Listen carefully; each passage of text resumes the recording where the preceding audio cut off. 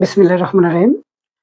SSC ফিজিক্সের দ্বিতীয় চ্যাপ্টারে আমি গত ভিডিওতে তোমাদেরকে কিছু বেসিক শিখিয়েছিলাম। অর্থাৎ গতি, ত্বরণ, সরণ, বেগ, দ্রুতি এই ব্যাপারগুলো বুঝিয়েছিলাম এবং গতির জন্য যে ৩ টা ৪ টা সূত্র প্রয়োজন সেই সূত্রগুলো কিভাবে আসলে একটা সূত্রের সাথে আরেকটা সূত্রের যে মিল আছে এবং কিভাবে প্রতিপাদন করতে হয় সেটা আমরা করে ফেলেছি। তো আজকে আমি তোমাদের গত ভিডিওতে বলে রেখেছিলাম যে পরবর্তী ভিডিওতে আমি পরন্ত বস্তুর সূত্রগুলো কিভাবে আসে বা কিভাবে ব্যবহার করতে হবে সেটা শেখাবো এবং গ্যালিলিওর যে ৩টি সূত্র আছে পরন্ত বস্তুর সূত্র সেই সূত্র ৩টাকে তোমাদের সাথে আলোচনা করব। তো চলো আমরা শুরু করি। তো দেখো গ্যালিলিও কি করেছিল, ৩টা সূত্র দিয়েছিল। তো ৩টা সূত্র, প্রথম সূত্র ছিল এরকম যে স্থির অবস্থান থেকে বিনা বাধায় পরন্ত বস্তু সমান সময়ে সমান পথ অতিক্রম করবে। ব্যাপারটা কি বলতো? তো ব্যাপারটা হলো যে গ্যালিলিও বলেছিল ধরো তুমি এই উচ্চতা থেকে দুইটা বস্তুকে তুমি যদি ফেলে দাও, একই টাইমে যদি ফেলে দাও এবং সেখানে যদি বাতাসের কোনো বাধা না থাকে, তুমি যদি এখান থেকে একটা বড় বস্তুকে ফেলে দাও, ধরো ১ কেজি ভরের একটা বস্তুকে ফেলে দিলা, আর এখান থেকে তুমি মনে করো যে ১০ গ্রাম বা মনে করো যে ২০০ গ্রাম ভরের একটা বস্তুকে ফেলে দিলা। এই ২ টা বস্তুকে তুমি যদি ফেলে দাও, তুমি যদি মনে করো যে ধরো ফেলে দিয়ে তারপর চলে আসলা, ধরো ১ মিনিট পরে এখানে ফিরে আসলা, ১ মিনিট পরে ফিরে আসলা। ১ মিনিট পরে যখন আইসা দেখবা তখন দেখবা ও যতটুকু দূরত্ব অতিক্রম করেছে ও ঠিক ততটুকু দূরত্বই অতিক্রম করেছে। এটা কখন? যখন বাতাসের বাধা থাকবে না। তাহলে বুঝছি আমরা প্রথম সূত্রটা যে আমরা যদি স্থির অবস্থান থেকে বিনা বাধায় কোনো বস্তুকে ফেলে দিই, যেমন বড় ছোট বস্তুই ফেলে দেই না কেন, তারা সমান সময়ে সমান পথ অতিক্রম করবে। বুঝতে পারছি আমরা এটা? ওকে। এরপরে দ্বিতীয় সূত্রটি সে বলেছিল যদি স্থির অবস্থান থেকে বিনা বাধায় বস্তু যদি ছেড়ে দেওয়া হয় তাহলে ওই যে বস্তুটা পড়বে ওই বস্তুটার বেগ তার সময়ের সমানুপাতিক। অর্থাৎ তোমার সময় যত বাড়তে থাকবে বস্তুটার বেগ তত বাড়তে থাকবে। ব্যাপারটা হচ্ছে এরকম যে ধরো তুমি এখান থেকে একটা বস্তু ফেলে দিলা, তো মনে করো যে এটা প্রথমবার মনে করো যে আমরা একটু সব মান নেই যেটা দিয়ে আমরা ইজিলি বুঝতে পারবো। ধরো যে ১০ মিটার পার সেকেন্ড বেগে চলতেছে প্রথম সেকেন্ডে, দ্বিতীয় সেকেন্ডে যখন এখানে চলে আসবে, এই যে এই জায়গা থেকে এই জায়গায় যখন চলে আসবে তখন তার বেগটা ১০ হবে না, তখন ধরো একটু বাইরে যাবে, ধরো ১১ হয়ে গেল।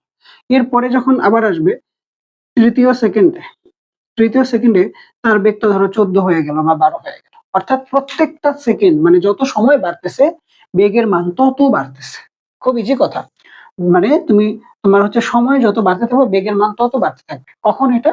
যদি স্থির অবস্থান থেকে বিনা বাধায় কোনো বস্তুকে ফেলে দেওয়া হয়। বুঝতে পারছি আমরা এটা? ওকে। তো এটার গাণিতিক সম্পর্কটা হচ্ছে এভাবে মনে রাখতে হবে যে ভি প্রপোর্শনাল টি। ভি প্রপোর্শনাল বা ভি সমানুপাতিক টি, অর্থাৎ সময় টি যত বাড়তে থাকবে ভি এর মানও তত বাড়তে থাকবে। অর্থাৎ তোমার টি এর মান যদি মনে করো যে ২ হয় তাহলে ভি এর মানও ২ হয়ে যাবে। যদি টি এর মান 4 হয় তাহলে তোমার ভি এর মানও 4 হবে। সময় যত বাড়তে থাকবে বেগ তত বাড়তে থাকবে। বুঝতে পারছি আমরা এটা? ওকে। তৃতীয় যে সূত্রটা সে বলেছিল সেটা ছিল এরকম যে স্থির অবস্থান থেকে বিনা বাধায় পরন্ত বস্তু যে দূরত্ব অতিক্রম করবে তা ওই সময়ের বর্গের সমানুপাতিক। ওই সময়ের বর্গের সমানুপাতিক। ব্যাপারটা ধরো যদি আমরা গাণিতিক ভাবে লিখি তাহলে ইজ প্রপোর্শনাল টি স্কয়ার। এটার মানে যে ধরো একটা বস্তুকে তুমি এখান থেকে ফেলে দিলা, তো প্রথমবারে ধরো মনে করো যে ১০ মিটার নিচে নামলো, পরবর্তীতে মনে করো যে তোমার কাছে মনে হতে পারে যে আরো ১০ মানে ২০ নামবে, ৩০। বিষয়টা এমন না। বিষয়টা আমরা একটু আগে দ্বিতীয় সূত্র থেকে কি শিখছি বলতো? বেগ দ্রুত বাড়তেছে। তো তুমি আমাকে বলো বেগ যদি দ্রুত বাড়তে থাকে তাহলে তার দূরত্বও দ্রুত বাড়বে না, এবং সেই দূরত্বটা কি হারে বাড়তে থাকবে? Is proportional T square. অর্থাৎ টি এর মান যাই বাড়ুক না কেন তার বর্গ করলে যা হবে সেইটার অনুপাতে দূরত্ব বাড়তে থাকবে। কথা বুঝছো? তাহলে মনে করো যে এখানে আমরা যদি টি এর মান ধরো 1 দিলাম, এখানে টি এর মান ধরো আমরা 2 দিলাম, এখানে ধরো টি এর মান আমরা 2 দিলাম, তাহলে আগে যদি এটা ১০ হয় তাহলে টি এর মান দেখো ২ হয়েছে, তাহলে এটাকে বর্গ করলে কত হবে? ৪। তাহলে এটার থেকে এখানে ৪ গুণ বেশি দূরত্ব অতিক্রম করে ফেলবে। কথা বুঝছো? তারপরে তুমি যদি টি এর মান 3 বসাও তাহলে 3 কে স্কয়ার করো, টি স্কয়ার মানে কি 3 কে স্কয়ার করো, তাহলে কত হবে? ৯। তাহলে পরবর্তীতে ৯ গুণ দূরত্ব বেড়ে যাবে। অর্থাৎ সময়ের সাথে সাথে তার দূরত্বটা বা তার নিচে পড়ার যে মানে ইয়েটা মানে দূরত্ব মোট, এটা খুব দ্রুত বেড়ে যাবে, খুবই দ্রুত বেড়ে যাবে। এবং সেটা মনে রাখবো কিভাবে? আমরা এইচ প্রপোর্শনাল টি স্কয়ার। আশা করি ৩টা সূত্র ভালো করে বুঝছো।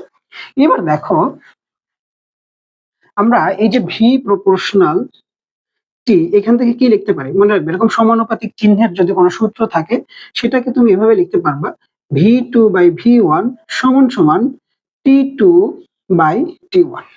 বুঝছো? এটা এরকম একটা অঙ্ক যদি আমরা করি তাহলে আমরা এটা থেকে কিভাবে করতে পারবো? ধরো ওখানে কোনো একটা জিনিস যে প্রথম 2 সেকেন্ডে তার বেগ ছিল মনে করো যে 10 মিটার পার সেকেন্ড। ওকে?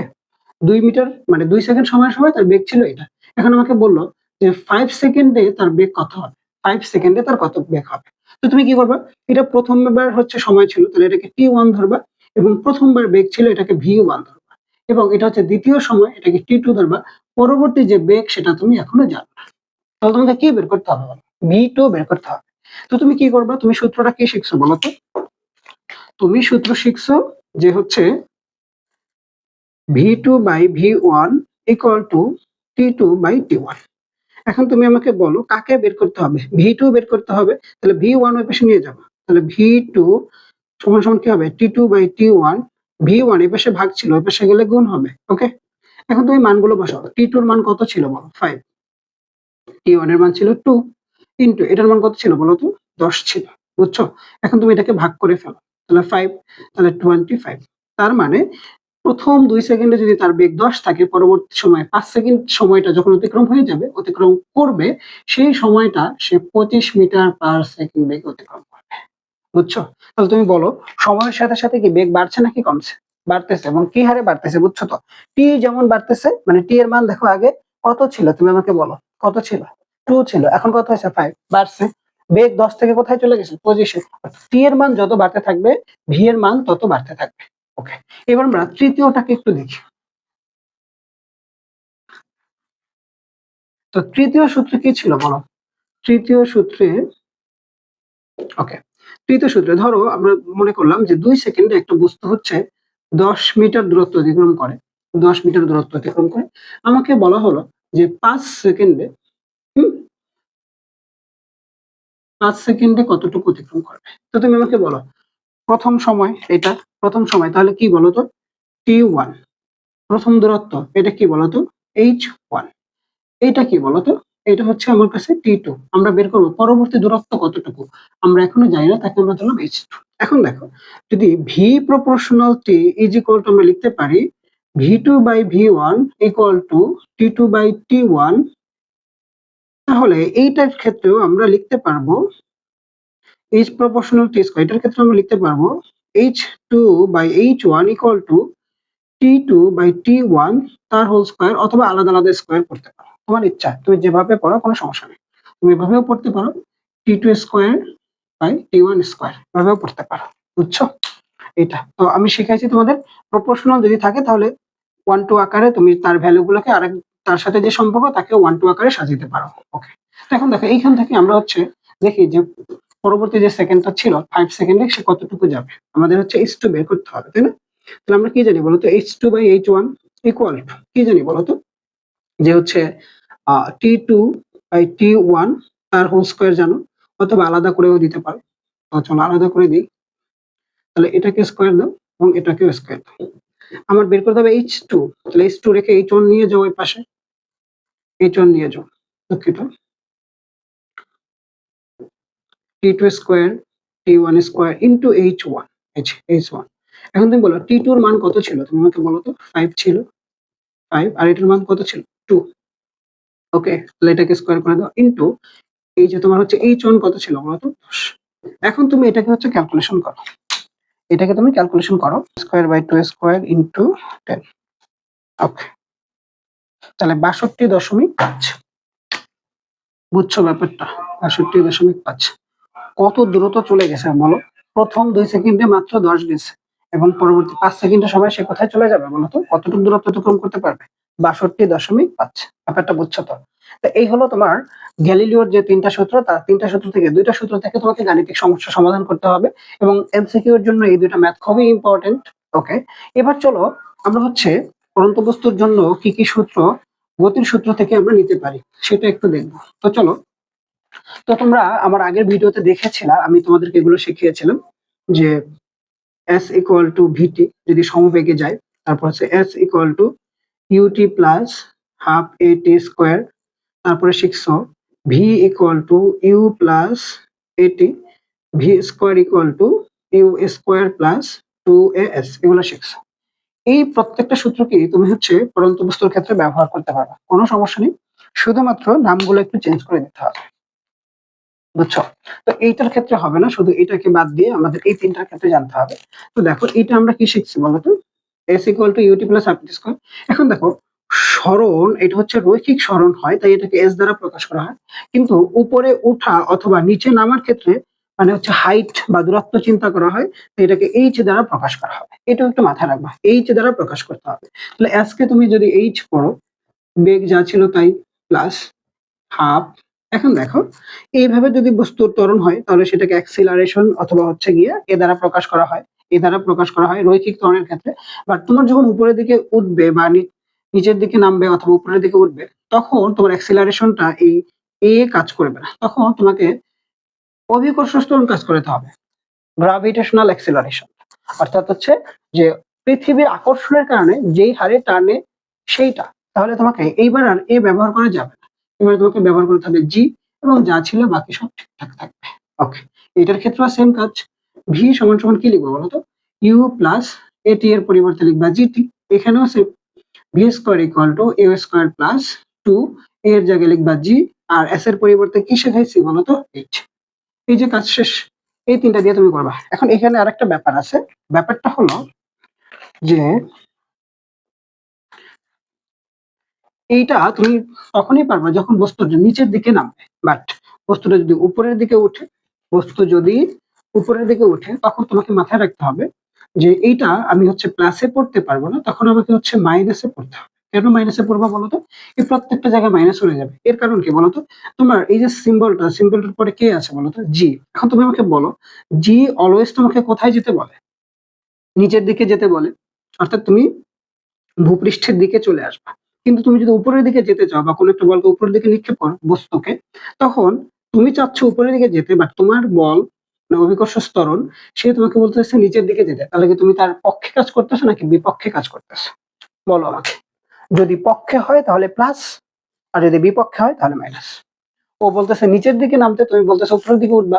দুজনের মত কি ভিন্ন না বলো, মত ভিন্ন হলে কি হবে, মাইনাস হবে, আর মত এক হলে কি হবে, প্লাস হবে। বুঝছো?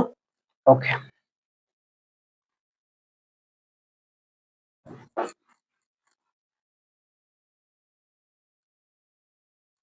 এবার আমি তোমাদেরকে শেখাবো যে ধরো একটা বস্তুকে সর্বোচ্চ উচ্চতায় ওঠানোর জন্য আমরা কোন সূত্র অ্যাপ্লাই করবো। ধরো তুমি একটা বস্তুকে 20 মিটার/সেকেন্ড বেগে খাড়া উপরের দিকে নিক্ষেপ করলা, এই কথাটা কিন্তু মাথায় রাখতে হবে, খাড়া উপরের দিকে নিক্ষেপ করতে হবে। এইভাবে এভাবে কিন্তু এভাবে না, সেক্ষেত্রে আবার অন্য রকমের মানে চিন্তা করতে হবে, সেটা তোমাদের সিলেবাসে না, সেটা ইন্টারনেট জন্য। তো খাড়া উপরের দিকে তুমি যদি নিক্ষেপ করলা 20 মিটার/সেকেন্ড বেগে খাড়া উপরের দিকে নিক্ষেপ করলা, খাড়া উপরে নিক্ষেপ করলা, তাহলে সর্বোচ্চ কত উচ্চতা এটা উঠতে পারবে, সর্বোচ্চ উচ্চতা, সর্বোচ্চ কত উচ্চতা এটা পার করতে পারবে এবং পরে নেমে যায় বলতো। তো মনে রাখবা সর্বোচ্চ উচ্চতায় ওঠার জন্য আমরা হচ্ছে এই সূত্র ব্যবহার করতে পারি, H equal to U square by 2জি।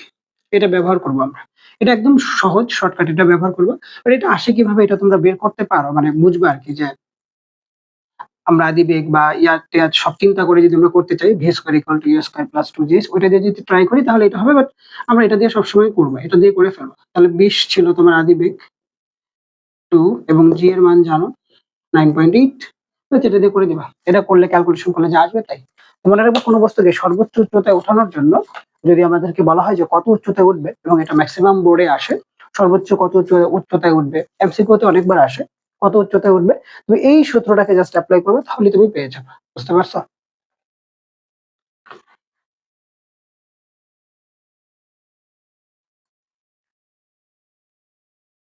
তো পরবর্তী ভিডিওতে আমি তোমাদের জন্য হচ্ছে বিভিন্ন গাণিতিক সমস্যাগুলো সমাধান করে দেখাবো।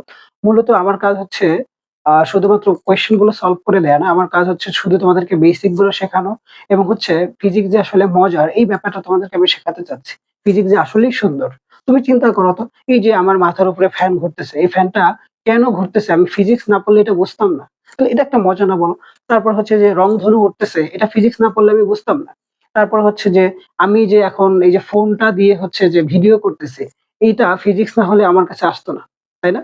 তারপর হচ্ছে যে এই যে দিন রাত হচ্ছে, তারপর হচ্ছে আমাদের আশেপাশে অনেক পরিবর্তন দেখতেছি আমরা, এই সবগুলো, এই যে আমি কথা বলতেছি, কথার কম্পাঙ্ক, শব্দের কম্পাঙ্ক, কিংবা আমার লাইট, এই সবকিছু কিন্তু ফিজিক্স। তো আমি এটা বোঝাতে চাই আসলে ফিজিক্স হচ্ছে আমাদের বাস্তব জীবনের সমস্ত ঘটনাকে আমাদের সামনে নিয়ে আসে।